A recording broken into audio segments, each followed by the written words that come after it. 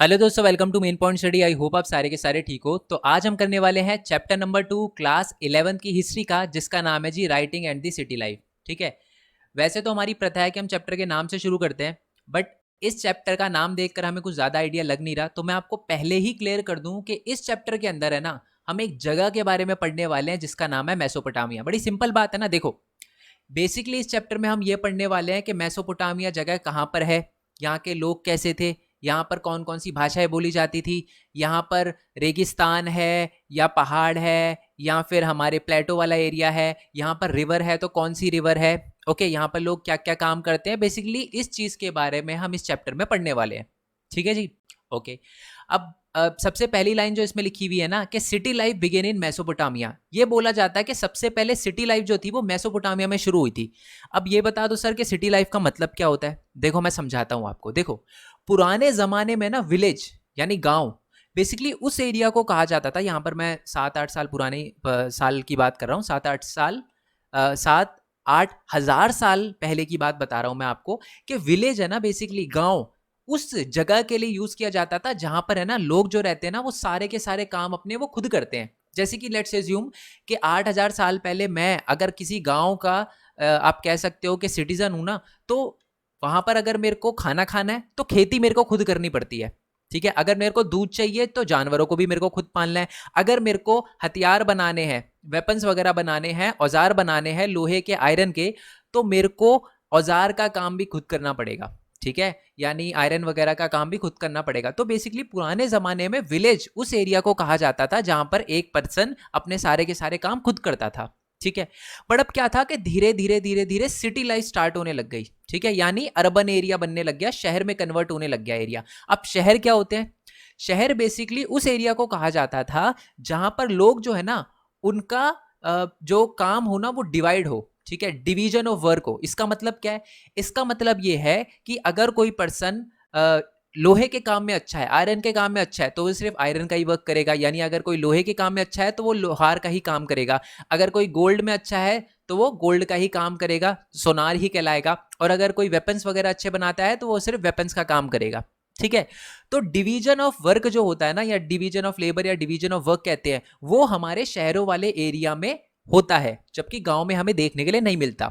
और कहा जाता है कि सबसे पहले डिवीजन ऑफ वर्क जो है वो सबसे पहले हमारे मेसोपोटामिया में शुरू हुआ था। यानी ये जो सिटी लाइफ है सबसे पहले मेसोपोटामिया में शुरू हुई थी। अब आप बोलोगे कि सर हम 11th में आ गए हैं, हमने दुनिया के बहुत सारे अलग अलग एरिया का नाम सुना है सर, हमने अभी तक मेसोपोटामिया का तो नाम ही नहीं सुना कभी। ठीक है। वो मैं आपको बताता हूं क्यों नहीं सुना। क्योंकि आज है ना मेसोपोटामिया को इराक कहा जाता है। ठीक है। Now the part of the Republic of Iraq, यानी जो मेसोपोटामिया है वो बेसिकली इराक के अंदर ही आता है। आप कह सकते हो कि बेसिकली जो मेसोपोटामिया है ना वो इराक का पुराना नाम है। ठीक है। बहुत पुराना पुराना नाम है। जैसे भारत का पुराना नाम आप कह सकते हो सिंधु घाटी सभ्यता यानी इंडस वैली सिविलाइजेशन थी, है ना, हड़प्पा और मोहनजोदारो। इसके बारे में आप नेक्स्ट क्लास में पढ़ोगे, बट आई होप आपको पता चल गया हो कि आप कह सकते हो कि इराक का पुराना नाम मेसोपोटामिया। ठीक है। सर ये जो मेसोपोटामिया लिखा है, अभी आपने बताया किसी जगह का नाम है, तो क्या इस नाम का कुछ मतलब है? जैसे कि पंजाब, हमारे भारत का एक राज्य है पंजाब, तो पंजाब का मतलब है सर पंज यानी पांच, आब यानी पानी। तो वो एरिया जहां पर 5 नदियां बहती है उसको हम पंजाब कहते हैं। तो सर मेसोपोटामिया का भी कुछ मतलब है या बिना मतलब का नाम है? नहीं जी, मेसोपोटामिया का भी मतलब है। मेसोपोटामिया जो है ना वो एक ग्रीक वर्ड है। ठीक है। जो दो वर्ड, ग्रीक के दो वर्डों से मिला है मेसोपोटामिया। एक है जी मेसोस, मेसोस का मतलब होता है मिडल यानी बीच में। पोटामस का मतलब होता है रिवर।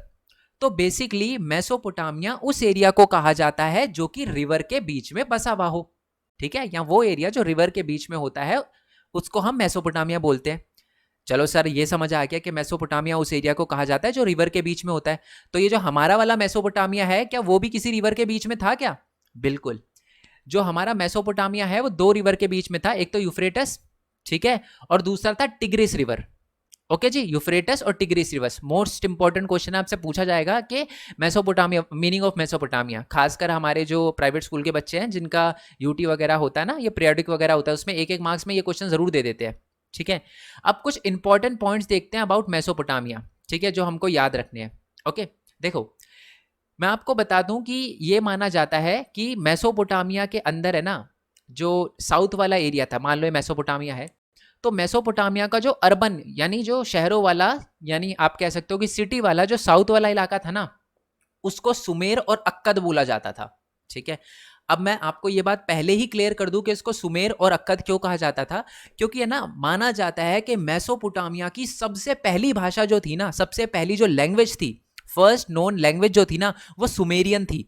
ठीक है, तो इसी नाम से जैसे कि हमारे एरिया में जैसे हिंदी बोली जाती थी तो हिंदुस्तान हो गया, मतलब आइडिया लग जाएगा आपको। वैसे ही सुमेरियन भाषा बहुत ज्यादा बोली जाती थी हमारे मेसोपोटामिया के अंदर, साउथ वाले एरिया के अंदर मेसोपोटामिया के, इसलिए उसको सुमेर कहा जाता था। ठीक है, बट बाद में फिर एक और भाषा आ गई जिसका नाम था अक्कद।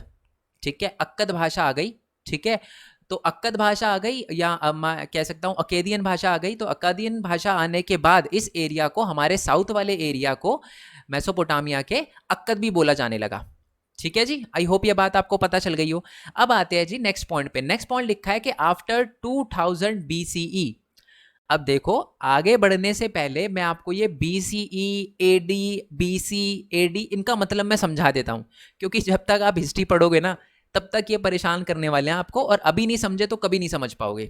ठीक है बच्चे, चलो उससे पहले मैं बता दूं कि यार अगर आपको इसके नोट्स वगैरह चाहिए हो ना, ये जो जिससे मैं वीडियो वगैरह बना रहा हूँ, ये जो नोट्स है ये आपको डायरेक्टली हमारी वेबसाइट पे मिल जाएंगे www.mainpointstudy.in। डायरेक्ट जाओगे, नोट्स आप डायरेक्टली डाउनलोड कर पाओगे, कोई जीपी लिंक वगैरह नहीं है। बट हाँ, एक छोटी सी रिक्वेस्ट है आपसे, क्योंकि ये नोट्स एकदम फ्री है। ठीक है, आपको पता है 11 के नोट्स कोई फ्री नहीं देता, बट डायरेक्टली आप यूज कर सकते हो। मैंने डायरेक्टली पीडीएफ डाल रखी है, तो अगर आप वेबसाइट पे जाओ, ठीक है, और अगर आप फाइनेंशियली सपोर्ट कर पाओ तो मैंने ऑप्शन दे रखा है। बट आप अगर फाइनेंशियली सपोर्ट नहीं भी कर पाते, कंट्रीब्यूट नहीं भी कर पाते पेटीएम वगैरह के थ्रू, तो जब आप वेबसाइट पे जाओगे ना, जब भी नोट्स वगैरह डाउनलोड करने जाओ तो वहां पर ऐड चलेगी, तो ऐड पे आप क्लिक करके 10-20 सेकंड रुक जाना, वो भी अल्टीमेटली सपोर्ट ही होगा। ओके, और बाकी अगर मान लो जैसे कि वेबसाइट पे अपलोड करने में ना नोट्स थोड़ा टाइम लग जाता है, जैसे मैं अभी वीडियो बना रहा हूँ, जब भी वीडियो आएगी तो 4-5 दिन लगेंगे कम से कम मेरे को वेबसाइट पे नोट्स अपलोड करने में। तो वो नोट्स जो है ना, वो मैं हमारे टेलीग्राम चैनल पर डाल दूंगा। ये आई एम रियली सॉरी, ये 10th का टेलीग्राम चैनल आ गया गलती से, बट मैं 11th का भी बता देता हूँ। मेन पॉइंट स्पेस देखिए, main space point space study, फिर 11 स्पेस देके फिर आर्ट्स, ब्रैकेट में है आर्ट्स। ठीक है, या आप लिखोगे हमारे टेलीग्राम चैनल पे आ जाओगे। अभी जब मैं ये वीडियो बना रहा हूँ तो ऑलमोस्ट 700 बच्चे होने वाले हैं, तो आप ज्वाइन कर लेना। ठीक है, 10th के हैं ये 9200, बट हमारे 11th वाले जो आर्ट्स का चैनल है हमारा टेलीग्राम, उस पर 700 बच्चे, आप भी ऐड हो जाना, क्योंकि मैं एमसीक्यू वगैरह और जो भी इंपॉर्टेंट क्वेश्चन है मैं वहीं पर पूछूंगा। ठीक है, और बाकी हमारे कुछ डिफरेंट चैनल है, जैसे कि इसमें सबसे इंपॉर्टेंट है मेन पॉइंट टेक का चैनल। ठीक है, बाकी करो ना करो कोई दिक्कत नहीं है, बट मेन पॉइंट टेक आपके लिए बहुत ज़्यादा इंपॉर्टेंट चैनल है, क्योंकि अब आप 11th में आ गए हो, अब थोड़ा अर्न करना शुरू करो यार। पेरेंट्स पे प्रेशर डालना थोड़ा कम करो, क्योंकि मेरे को भी पता है बहुत सारे बच्चों के मैसेज आते हैं मेरे पास कि सर अब पेरेंट्स से पैसे मांगना अच्छा नहीं लगता, सर कोई उपाय है तो बताओ, है ना। बच्चे मेरे से पूछते हैं कि सर हम आपके लिए कुछ वर्क कर सकते हैं। देखो, अगर आपको कुछ करना है ना तो अपने लिए करो। मेन पॉइंट टेक पे मैंने बहुत सारी ऐसी वीडियो डाल रखी है जिससे एक स्टूडेंट अर्न कर सकता है। आप नोट से कैसे अर्न कर सकते हो, आप यूट्यूब पे वीडियो बना के कैसे अर्न कर सकते हो, आप एनिमेशन वीडियो कैसे बना सकते हो, आप वेबसाइट कैसे बना सकते हो, वेबसाइट से अर्निंग कैसे कर सकते हो, ये सारी चीज़ें मैंने मेन पॉइंट टेक पे बता रखी है। ठीक है, आप जाना इस चैनल की वीडियो वगैरह देखना, सब्सक्राइब करना हो तो कर देना, बाकी ना करो तो कोई दिक्कत नहीं है, बट वीडियो का फायदा जरूर उठाना। मैंने ये भी बताया कि फोन से आप एनिमेशन वीडियो बनाकर मतलब यूट्यूब पे कैसे अपलोड कर सकते हो। बाकी ये मेरा ब्लॉगिंग चैनल है, कभी कभार मैं इस पर रात को लाइव आ जाता हूँ, तो अगर कुछ इंपॉर्टेंट चीज़ पूछनी हो तो रात को आप देख सकते हो कि मैं लाइव हूँ या नहीं हूँ, तो मैं आपका लाइव क्वेश्चन का आंसर कर दूंगा। बाकी ये मेन पॉइंट गेमिंग का चैनल है, ऑल दो इस पर ज़्यादा वीडियो नहीं है, और बाकी ये यूनिक वर्ल्ड का चैनल है, सबका लिंक आपको नीचे डिस्क्रिप्शन में मिल जाएगा, नहीं तो मेन पॉइंट टेक और भरत कुमार खोरवाल का तो नाम ही सर्च कर लेना, आ जाएगा। ठीक है, चलो तो अपन कहाँ पे थे, मैं आपको बता रहा था 2000 बीसीई का, बीसीई बता रहा था ये क्या फंडा होता है, ये बीसीई और एडी होता क्या है। देखो अभी कौन सा साल चल रहा है, अभी चल रहा है जी 2022। ठीक है, 2022 चल रहा है, बट अब मैं आपसे अगर पूछूं कि हमारे अर्थ को बने हुए क्या सिर्फ 2000 साल यानी 2022 साल ही हुआ है, नहीं ना, ऐसा नहीं है ना। जीरो से जब ये 2022 यानी जब जीरो होगा तो जीरो से पहले भी तो लोग रहते होंगे, है ना। बेसिकली जीरो ही क्यों लिया गया है मैं आपको बताऊं। माना जाता है कि 0वें साल में हमारे जीसस क्राइस्ट का जन्म हुआ था, तो जीसस क्राइस्ट के जन्म के बाद के टाइम को कहा जाता है एनो डोमिनो, यानी एडी कहा जाता है शॉर्ट फॉर्म में। ठीक है, तो अगर मैं आपसे पूछूं कि आपका जन्म कब हुआ है, ठीक है, कोई दो मतलब आप देख लेना कब जन्म हुआ आप अभी कितने साल के हो गए आप, 16 साल के, है ना, 16 साल के हो गए, तो 2022 में से 16 तो कितने हो गए, दो यहाँ माइनस हो 14, 2006-7 होगा आपका, है ना, 2006 होगी डेट ऑफ बर्थ। तो अगर आपसे कोई पूछे, है ना, कि आपका जन्म कब हुआ है, तो आप उसे 2006 भी बोल सकते हो और 2006 एडी भी बोल सकते हो, ठीक है। यानी कि जी ईसा मसीह के जन्म के 2006 साल बाद हमारा जन्म हुआ है और अभी हम 16 साल के हैं, ठीक है जी। आई होप ये बात आपको क्लियर हो गई ना क्लियर, ओके। तो ईसा मसीह के जन्म के बाद हमारे यानी जीसस क्राइस्ट के जन्म के बाद के टाइम को एडी कहा जाता है, ओके, क्लियर हो गया। तो अगर मैं आपसे बोलूं कि मेरा जन्म जो है वो लेट्स अज्यूम मैं ये बोलूं कि मेरा जन्म 22 एडी में हुआ है, 22 एडी में हुआ है, तो आप बता सकते हो मैं कितने साल का हूं। अगर मेरा जन्म जो है वो 22 एडी में हुआ है, तो 22 एडी से लेकर अभी तक 2022 तक मेरे को ऑलमोस्ट कितने साल हो गए, 2000 साल हो गए, ठीक है। मतलब जीसस क्राइस्ट से मैं 22 साल छोटा हूं, ये मान लो आप मतलब एग्जाम्पल में, ऐसे तो भाई बुद्धिमान भी वो बहुत थे, है ना, तो बहुत सारी चीजें, बस मैं आपको एग्जाम्पल दे रहा हूँ, ठीक है, टच ही नहीं होना, ओके। चलो, अब ये तो जीसस क्राइस्ट के जन्मदिन के बाद का हो गया जी, है ना। सर अब ये बीसीई वाला फंडा भी बता दो, तो ये बड़ा सिंपल है। देखो बीसीई की फुल फॉर्म मैं आपको बता देता हूं, बिफोर कॉमन एरा, और याद करने के लिए आप इसको बिफोर क्राइस्ट एरा भी कर सकते हो। मतलब जीसस क्राइस्ट के जन्म से पहले के टाइम को हम कहते हैं बीसीई, ठीक है, बीसीई कहते हैं। यानी कि मान लो अगर कोई बंदा है जिसका जन्म जो है वो जीसस क्राइस्ट के मान लो 100 साल पहले हुआ है, ठीक है, तो हम क्या बोलेंगे कि उसका जन्म 100 बीसीई में हुआ है, ठीक है, क्या बोलेंगे हम, 100 बीसीई में उस बंदे का जन्म हुआ है। तो यानी अगर मैं पूछूं कि वो बंदा कितने साल का है अभी अभी देखा जाए 2022 के अकॉर्डिंग वो कितने साल का है, तो देखो 2022 साल तो ये हो गए पूरे के पूरे, है ना, 0 से लेके 2022 तक ये हो गए, और फिर 100 साल ये वाले हो गए, है ना, क्योंकि जीसस जी के हमारे जो जीसस क्राइस्ट है उनके जन्म के 100 साल पहले की बात है, तो 100 ये हो गए। तो यानी वो बंदा जिनका जन्म जीसस क्राइस्ट जी के 100 साल पहले हुआ है वो यानी कितने साल का होगा आज, 2122 साल का होगा, ठीक है जी। चलो, अगर मान लो बात करी जाए 2000 बीसीई की, जो पहले अभी देखो पिछली वाली स्लाइड पे 2000 बीसी लिखा था ना, तो यही करते हैं। तो यानी 2000 बीसी क्या हो गया, 2022 से अगर 2000 बीसी की तरफ जाए तो यानी ये 4022 साल पुरानी बात बता रहे हैं ये, ठीक है। तो अब देखो दोबारा से इस पे आ जाते हैं। आई होप ये चीज़ आपको समझ आ गई हो, नहीं आई तो धीरे धीरे आ जाएगी, बाकी तो यार मैंने पूरी कोशिश करी है आपको समझाने की और आई गई होगी, ठीक है। अब आप, चलो मैं एक नीचे क्वेश्चन भी पूछ लेता हूँ आपसे, ठीक है, आप मेरे को नीचे कमेंट बॉक्स में बताना, ओके। मान लो अगर कोई पर्सन है जिसका जन्म जो है वो जीसस क्राइस्ट के 100 साल 100 साल नहीं 122 साल पहले हुआ है, यानी चलो मैं लिख देता हूँ 122 बीसीई में हुआ है किसी का जन्म, तो उसकी एज क्या है एक बार बताना आप मेरे को, ठीक है, ओके। अच्छा, एक और क्वेश्चन बहुत ध्यान से सुनना। अगर किसी का जन्म जो है वो 100 बीसी में हुआ है, ठीक है, और किसी का जन्म जो है वो 2000 बीसीई में हुआ है, तो कौन ज्यादा बड़ा है? ऑब्वियस सी बात है, ये ज्यादा बड़ा है, क्योंकि इसको जन्म हुए 4000 साल हो गए हैं, ऑलमोस्ट 4022 साल हो गए हैं, और इसको अभी तक 2122 साल हुए हैं, ठीक है। ये आई होप आप कंफ्यूज ना हुए हो, बट ठीक है, आपको समझ आ गया होगा बेसिकली, ठीक है। चलो, तो अब देखो क्या लिखा हुआ है कि हमें पता चल गया कि हमारा जो मेसोपोटामिया है उसका साउथ वाला जो अर्बनाइज साउथ वाला एरिया है उसको सुमेर कहा जाता था और अक्कद कहा जाता था। सुमेर क्यों कहा जाता था, अक्कद क्यों कहा जाता था, ये बात मैं आपको पहले ही बता चुका हूं।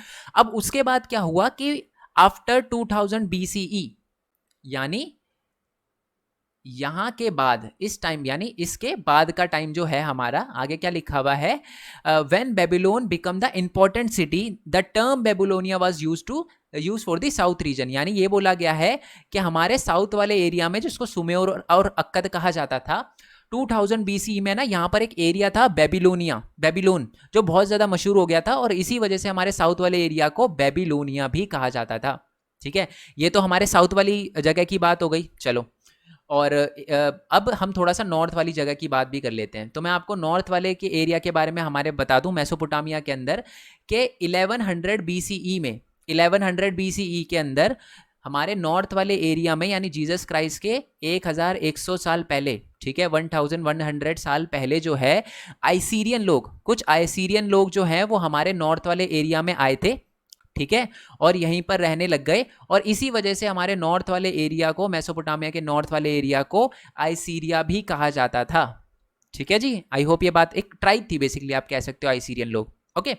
और ये बात तो मैं आपको बता ही चुका हूँ, सेकंड लास्ट जो पॉइंट है बता चुका हूँ कि सबसे पहली लैंग्वेज बोली जाती थी हमारी सुमेरियन लैंग्वेज, पर उसके बाद धीरे धीरे धीरे धीरे 2400 BCE के अंदर क्या हुआ कि हमारी अक्कद भाषा भी बोली जाने लगी, ठीक है। और अक्कद भाषा इतनी ज़्यादा पॉपुलर हो गई, ठीक है, कि बेसिकली हमारे सुमेरी भाषा को इसने पूरी तरीके से रिप्लेस कर दिया मैक्सिमम जगहों पे, ठीक है। और फिर अक्कद भाषा के बाद भी एक और नई भाषा आई जिसे अरामाइक भाषा कहते थे, अरामाइक लैंग्वेज कहते थे, ठीक है, 400 BCE के अंदर आई, ओके। और ये कुछ ना, ये थोड़ी थोड़ी ना हिब्रू से मिलती जुलती है, ओके। और आज भी कुछ एरिया में ये बोली जाती है, इराक के कुछ एरिया में आज भी अरामाइक लैंग्वेज जो है वो बोली जाती है, ठीक है ना। बेसिकली ये इतना इंपॉर्टेंट नहीं है, बट इससे एक एक मार्क्स से क्वेश्चन आते हैं कि सबसे पहली लैंग्वेज कौन सी थी, ठीक है। नॉर्थ के अंदर सबसे पहले रूलर कौन थे, है ना, नॉर्थ को किस नाम से जाना जाता था, इससे क्वेश्चन आ सकते हैं एक एक मार्क्स में, बट ये इतना इंपॉर्टेंट नहीं है। अब जो नेक्स्ट करने वाले हैं ना वो ज़्यादा इंपॉर्टेंट है, ठीक है। देखो, historical sources of the information about Mesopotamia. अब आप पूछ सकते हो कि सर ठीक है, हमने मेसोपोटामिया हमें पता है बहुत पुराना था, इतनी पुरानी लैंग्वेज थी, आपको कैसे पता सर? मतलब जिसने भी बुक लिखी होगी उसको कैसे पता कि इतनी पुरानी भाषा थी और यहाँ पर ये लोग रहते थे? मैं आपको बताता हूँ। बेसिकली है ना, मेसोपोटामिया के अंदर जो है वो एक्सकवेशन का वर्क होना शुरू हुआ। आप कह सकते हो आर्कोलॉजिकल सर्वे हुए, यानी खोज हुई, खुदाई हुई वहाँ पर, और बहुत सारी चीज़ें मिली जिससे हमें अंदाज़ा लगता है कि यहाँ पर कौन कौन सी भाषा बोली जाती थी, कौन कौन से लोग थे, घर कैसे थे, है ना। अब वो कौन कौन सी चीज़ें थी जो हमें मेसोपोटामिया से खुदाई के दौरान मिली? मेसोपोटामियन बिल्डिंग्स, स्टैचूज, ऑर्नामेंट्स, बर्तन वगैरह कह सकते हो आप, ग्रेव्स, ग्रेव मतलब वो जो गाड़े जाते थे ना बंदों को, टूल्स वगैरह मिले हमें, सील्स वगैरह मिली, है ना, सील्स एज अ सोर्स मिली, और कुछ रिटर्न, कुछ बहुत सारे थाउजेंड्स नंबर में हमें रिटर्न डॉक्यूमेंट भी मिले जिससे हमें आइडिया हो पाया मेसोपोटामिया के बारे में। ओके जी, आई होप ये बात आपको क्लियर हो गई हो। अब आते हैं जी नेक्स्ट टॉपिक पे, that is archaeology in Mesopotamia, ठीक है। अभी अभी थोड़ी देर पहले मैंने आपको बताया कि मेसोपोटामिया में खुदाई हुई। अब आपके दिमाग में आता है कि सर सबसे पहले मतलब किसने करवाई खुदाई और क्यों करवाई? कोई तो रीजन होगा जिसकी वजह से मेसोपोटामिया के अंदर खुदाई करवाई। ऐसे तो नहीं जैसे कि अभी आपका घर है, ऐसा कोई ना कोई, ऐसा थोड़ा ना होगा कि एक दिन आके आपके घर के नीचे खुदाई कर, कुछ ना कुछ तो मिला होगा ना, या कुछ ना कुछ तो हमें हिंट मिला होगा कि यहाँ पर कुछ हो सकता है, तभी तो यहाँ पर खुदाई हुई होगी मेसोपोटामिया के अंदर। मैं आपको बताता हूँ यहाँ पर खुदाई कैसे हुई। सबसे पहले तो मैं आपको बता दूं कि यहाँ पर जो एक्सकवेशन का वर्क था, आर्कोलॉजी जो है, वो सबसे पहले मेसोपोटामिया के अंदर 1840s में स्टार्ट हुई। एक मार्क्स में क्वेश्चन आ सकता है कि सबसे पहले आर्कोलॉजी जो थी, वो एविडेंस ढूंढना, एक्सकवेशन जो है वो हमारा कहाँ पर स्टार्ट हुआ था? मेसोपोटामिया के अंदर 1840s में स्टार्ट हुआ था। कहाँ पर स्टार्ट हुआ? मेसोपोटामिया के अंदर ही स्टार्ट हुआ होगा, है ना। अब मैं आपको बता दूं, ये है ना, ये जो एक्सकवेशन था, या आप कह सकते हो आर्कोलॉजिकल एविडेंस जो थे, ये जो आर्कोलॉजिकल सर्वे वगैरह थे, ये पता है कौन थे, कौन करवा रहे थे? ये करवा रहे थे यूरोपियन। अब आप बोलोगे सर यूरोपियन क्यों करवा रहे थे, क्या रीजन था? मैं आपको बताता हूँ यूरोपियन क्यों करवा रहे थे। अच्छा, जैसे कि मैं आपको इंडिया बोलता हूँ तो ज्यादातर कौन से रिलीजन के लोग रहते हैं इंडिया में? हिंदू रहते हैं। जब मैं पाकिस्तान बोलता हूँ ज्यादातर कौन से रहते हैं? मुस्लिम रहते हैं। वैसे ही हमारा जो यूरोप है, ज्यादातर वहां पर कौन से रिलीजन के लोग रहते हैं? वहां पर रहते हैं जी क्रिश्चियन। अब आप बोलोगे सर इसका क्या लेना? अरे है लेना देना, मैं तभी बता रहा हूँ। देखो, मेसोपोटामिया के अंदर जो हमारे यूरोपियन लोग थे ना, सॉरी मेसोपोटामिया के अंदर कह रहा हूँ, यूरोप के जो लोग थे ना, वो है ना, जैसे हम, जैसे हिंदू जो होते हैं वो भगवत गीता को मानते हैं, है ना, मुस्लिम जो है वो कुरान को मानते हैं, वैसे जो यूरोपियन लोग जो हैं वो क्रिश्चियन लोग हैं, और क्रिश्चियन जो लोग हैं वो किसको मानते हैं? वो मानते हैं जी बाइबल को। अब बाइबल का जो पहला पार्ट था ना, जिसका नाम था ओल्ड टेस्टामेंट, उसके अंदर है ना एक वर्ड का यूज किया गया था। मैं आपको बता दूं, ओल्ड टेस्टामेंट की एक बुक थी, बुक ऑफ जेनेसिस, उसके अंदर एक वर्ड का यूज किया गया था जिसका नाम है जी शिमार। अच्छा, शिमार का क्या मतलब होता है? शिमार का मतलब होता है Sumer as a land of a brick building build city. मतलब शिमार का मतलब होता है सुमेर, जो कि एक ब्रिक बिल्डिंग सिटी थी, ठीक है। मतलब कहीं ना कहीं आप ये कह सकते हो कि बाइबल के अंदर जो ओल्ड टेस्टामेंट की जो बुक थी, बुक ऑफ जेनेसिस, उसके अंदर भी हमें मेसोपोटामिया के बारे में या सुमेर के बारे में, सुमेर मेसोपोटामिया एक ही हो गया ना, है ना। मेसोपोटामिया के साउथ के पार्ट को ही तो सुमेर कहा जाता था, क्योंकि वहां सबसे पहली लैंग्वेज कौन सी बोली जाती थी? सुमेरियन, है ना। तो सुमेरियन बोली जाती थी। अब है ना, जो यूरोपियन है उन्होंने बोला यार ये तो हमारे बाइबल के अंदर लिखा हुआ है, तो हमें यहाँ पर खोज करके देखनी पड़ेगी, हमको ढूंढना पड़ेगा यहाँ पर, है ना। और एक और चीज है, एक और वजह है जिसकी वजह से यूरोपियन यहाँ पर खुदाई करने के लिए बहुत ही ज्यादा मोटिवेटेड थे। वो पता है क्या है? वो है एक स्टोरी ऑफ नोआ। अब नोआ क्या है मैं आपको बताता हूं।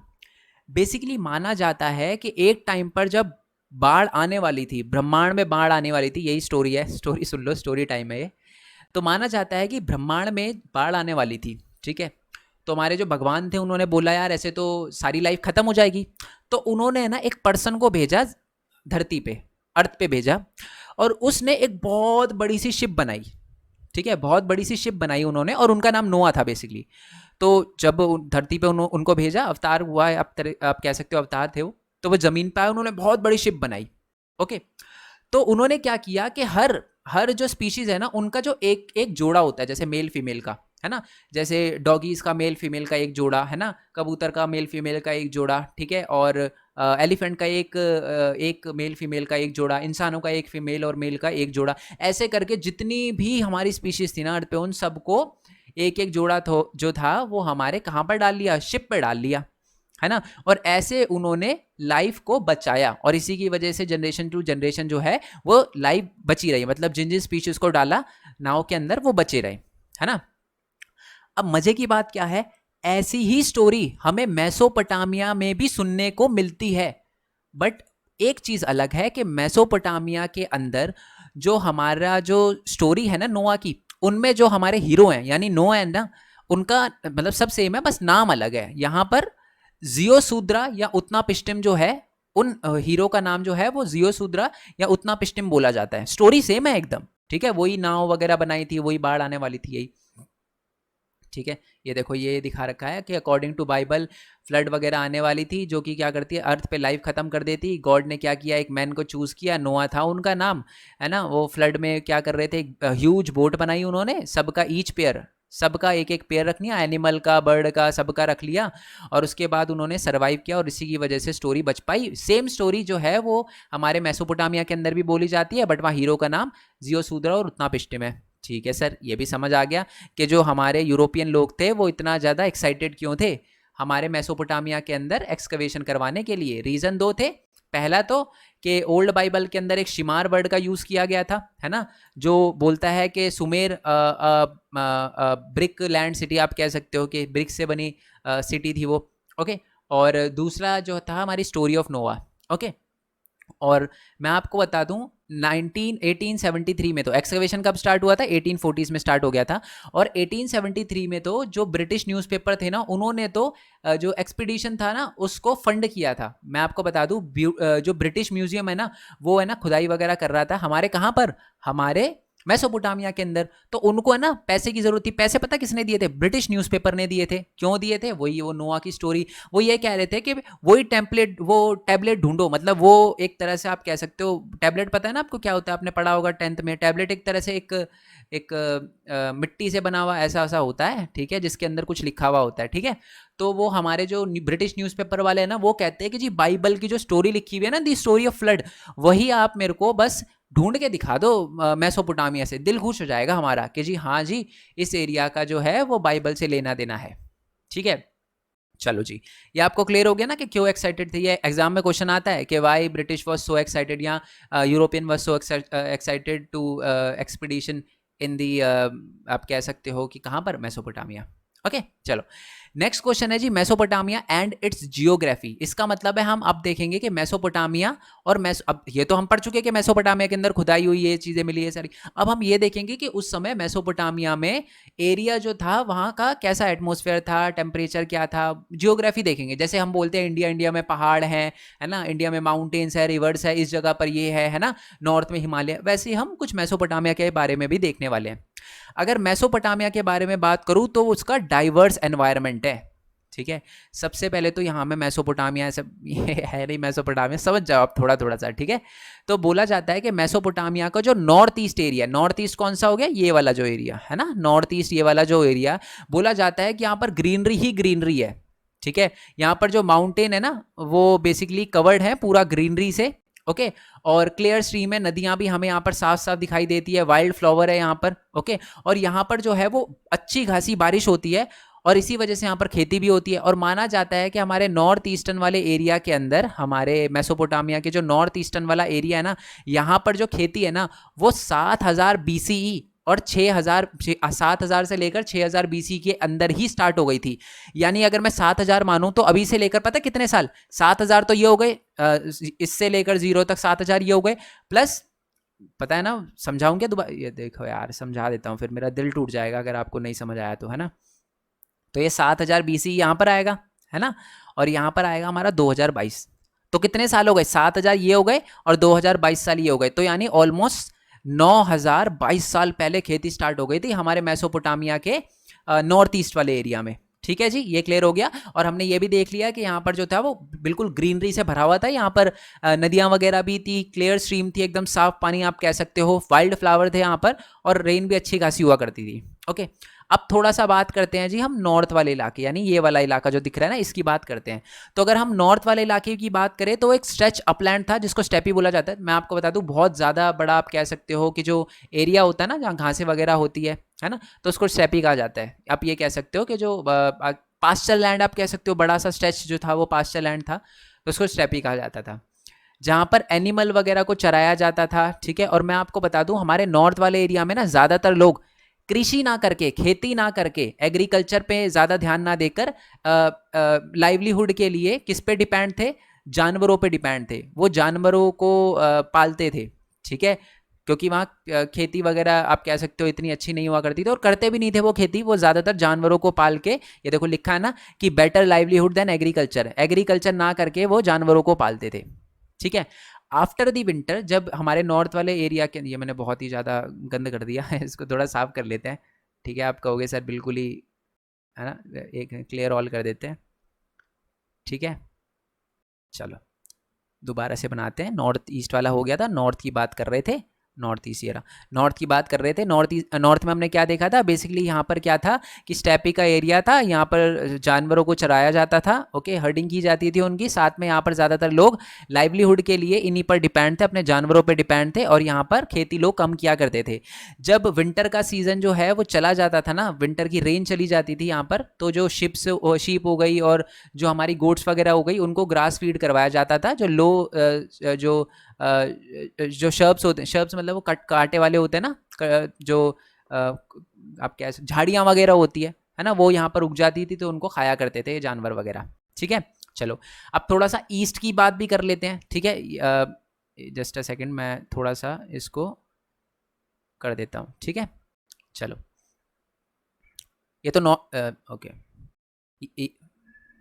टेक्नोलॉजी का ना कभी कभी भाई नुकसान भी होता है, कुछ ज़्यादा ही मेहनत करवा रहा है ये वाला लैपटॉप मेरे से। चलो जी, कोई दिक्कत नहीं है ना, आती रहती है ऐसी दिक्कतें, तो इग्नोर करके आगे बढ़ना चाहिए। ये नॉर्थ वाला एरिया हो गया, या नॉर्थ ईस्ट वाला एरिया हो गया। अब थोड़ा ईस्ट की बात करते हैं, यानी इस वाले एरिया की बात करते हैं। अगर हम ईस्ट की बात करें तो यहाँ पर जो है ना, ट्रिब्यूटरीज ऑफ जो टिग्रिस है provide the route of the communication into the mountains of Iran. मैं आपको बता दूं, ईरान के माउंटेन कुछ यहाँ पर पड़ते हैं, है ना, कुछ यहाँ भी पड़ते हैं। तो बेसिकली जो हमारी टिग्रिस रिवर है ना, वो क्या करती है कि माउंटेन्स यहाँ से मतलब जाना होता है ना, यहाँ पर एक नदी जो है यहाँ भी जाती है, यहाँ भी जाती है। तो अगर किसी को माउंटेन्स पे, ईरान के माउंटेन्स पे जाना हो ना, तो वो नदी में बैठकर बोट बनाकर वैसे भी जा सकता है। तो ये बेसिकली एक रास्ता देती है, कम्युनिकेशन देती है into the mountains of Iran. तो यानी ईरान के जो माउंटेन है वहाँ तक जाने का रास्ता देती है, क्योंकि नदी है, नदी में बैठकर बोट बना के सीधा निकल जाओ और सीधा ईरान के माउंटेन पे पहुंच जाओगे। तो ये फ़ायदा है हमारी टिग्रिस रिवर का ईस्ट की साइड में। ओके, अब बात करते हैं जी साउथ की साइड में। ठीक है, एंड में लिखा है, ये मैं आपको बता दूं मोस्ट इंपॉर्टेंट क्वेश्चन है, इसको हल्के में मत लेना।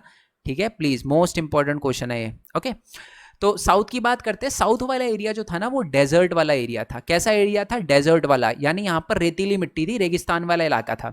बट माना जाता है कि सबसे पहले जो सिटी लाइफ है ना, यहीं पे स्टार्ट हुई थी, और जो राइटिंग है वो भी एमर्ज यहीं पर हुई थी। मतलब यहाँ पर जो लिखा पढ़ी का काम है ना, यहाँ पर सबसे ज़्यादा टैबलेट जो है ना, मतलब तख्तियाँ जो है जिसपे लिखा हुआ होता था, सबसे ज़्यादा हमें यहीं पर मिली है।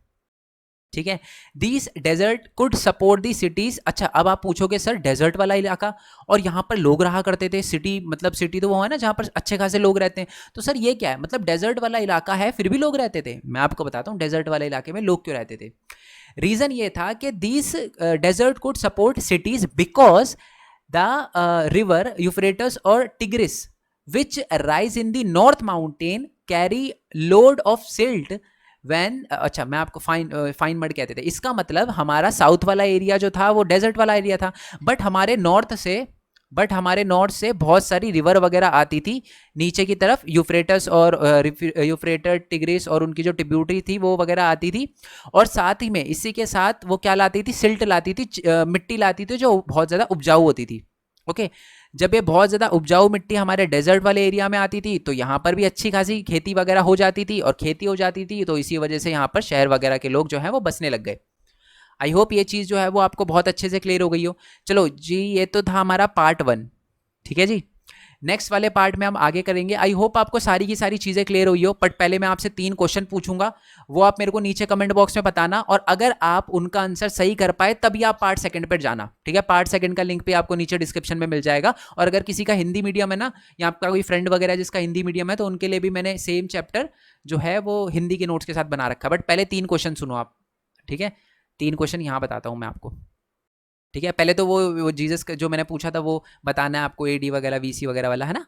वो क्वेश्चन तो बताना ही बताना है। और साथ में आप मेरे को ये बताना कि जो हमारी है स्टोरी ऑफ नोआ, नोआ की जो स्टोरी थी ना हमारी, है ना, तो उसमें सेम स्टोरी हमें मेसोपोटामिया में सुनने के लिए मिलती थी। तो उसमें जो हीरो थे नोआ, उनका मेसोपोटामिया वाले वर्जन में क्या नाम था, ये आप मेरे को बताना। नेक्स्ट क्वेश्चन आप मेरे को ये बताओ कि हमारे मेसोपोटामिया के अंदर जो रिवर थी, 2 रिवर थी, उनका नाम क्या था। तीसरा आप मेरे को ये बताना, जो नोआ की जो स्टोरी है ना वो हमारी अच्छा ये चलो, तीसरा क्वेश्चन आप ये बता दो मेरे को कि सबसे पहली फर्स्ट नोन लैंग्वेज जो थी हमारे मेसोपोटामिया के अंदर, या मैं बोलूँ मेसोपोटामिया के साउथ वाले एरिया के अंदर, कौन सी थी, ठीक है। सिंपल सिंपल ये 3 क्वेश्चन है। नीचे कमेंट बॉक्स में अगर आपका आंसर सही आता है तो लाइक भी मिलेगा, और जिसका सबसे पहले आएगा, मतलब लाइक यानी हार्ट मिलेगा, और सबसे पहले आएगा उनका पिन भी हो जाएगा, ताकि बाकियों को भी आंसर वगैरह मिल जाए, ठीक है जी। बाकी मैं बता दूं, इस चैप्टर के मैं एमसीक्यू की वीडियो भी बनाऊंगा।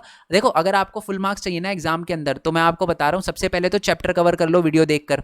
मैं एक एक चीज कवर करवाता हूं, पता चली गया होगा आपको, ठीक है। प्लस इसके एमसीक्यू कर लो, ठीक है, प्लस इसके पीवाईक्यूज कर लो। कुछ बच्चे बोलते हैं कि सर एक बात बताओ कि जब हमने चैप्टर कर लिया तो एमसीक्यू करने की क्यों जरूरत है और पीवाईक्यूज करने की क्यों जरूरत है। देखो, आपको चैप्टर तो समझ आ गया, पर चैप्टर में से किस टाइप के क्वेश्चन पूछे जा सकते हैं ये तो समझ नहीं आया ना। मैं आपको बता दूं, बहुत सारे ऐसे बच्चे हैं जिनको चैप्टर की एक एक लाइन पता होती है, बट फिर भी एग्जाम में क्वेश्चन आता है तो वो लिख नहीं पाते। 2 वजह है, एक तो उनको क्वेश्चन समझ नहीं आता एग्जाम के अंदर, थोड़ा घुमा के आ जाए तो दिक्कत होती है, और दूसरी बात है उनको ये नहीं पता होता कि आंसर फॉर्मेशन कैसे करना है। तो जब मैं आपको समझाऊंगा, आंसर फॉर्मेशन समझाऊंगा और ये बताऊंगा कि ये क्वेश्चन किन तरीके से पूछा जा सकता है, तब आपके लिए बहुत ज्यादा आसानी होगी, ठीक है। चलो, बाकी आई होप आपको वीडियो अच्छी लगी हो। बाकी अलग अलग चैनल का लिंक नीचे डिस्क्रिप्शन में दे रखा है, नोट्स आप डाउनलोड कर लेना, टेलीग्राम चैनल को ज्वाइन कर लेना, ओके। तो मिलते हैं जी नेक्स्ट वीडियो में, तब तक के लिए जय हिंद, जय भारत, वंदे मातरम। Thanks for your support, bye bye.